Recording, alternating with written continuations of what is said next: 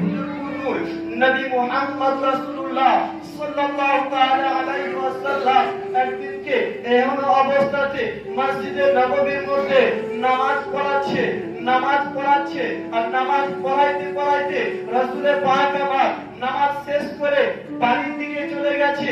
আর ওই সময়তে হযরত আবু বকর সিদ্দিক রাদিয়াল্লাহু তাআলা আনহু জামাত পান নাই, নামাজ পড়তে পায় নাই জামাতে।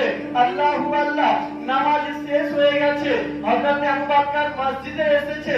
মসজিদে আসার পরে পুরো মসজিদ ফাঁকা হয়ে গেছে, মসজিদ পুরো ঘেরাও হয়ে গেছে, মসজিদ পুরো সুনসান হয়ে গেছে। আল্লাহু আল্লাহ, হযরত আবু বকর মনে মনে চিন্তা করে, হে রব্বুল আলামিন, আজকে তো আমি জামাতে নামাজ পড়তে পেলাম না, আজকে তো আমি নবীর সাথে জামাত পড়তে পেলাম না। রব্বুল আলামিন গো, আমি কি গুনাহগার হয়ে যাব?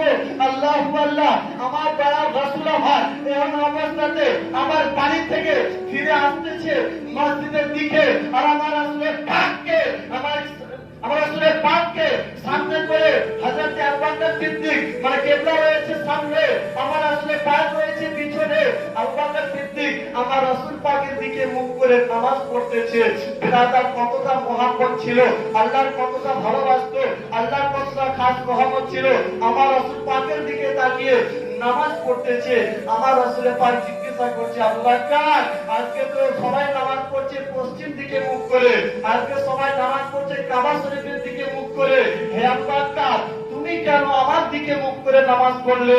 আমার হযরত আবু বকর সিদ্দিক বলতেছে, ইয়া রাসূলুল্লাহ, ইয়া হাবিবি, ইয়া নবী আল্লাহ, ফিদা নবী উম্মি, আপনার পদতলে আমাদের মাতা পিতা কুরবান যাক নবী গো।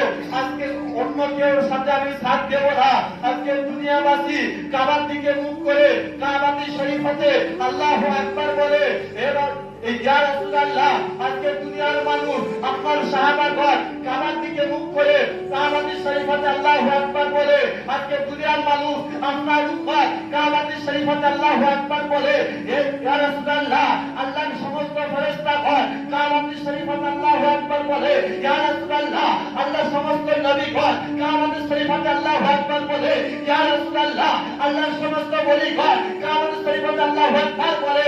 কিন্তু ইয়া রাসূলুল্লাহ, আমি আবু বকর, আমি যে দুনিয়াতে যে নবীকে না পাঠাইলে ওরকম কাবা তৈরি হতো না, যে রাসূলকে না পাঠাইলে ওরকম কাবা তৈরি হতো না।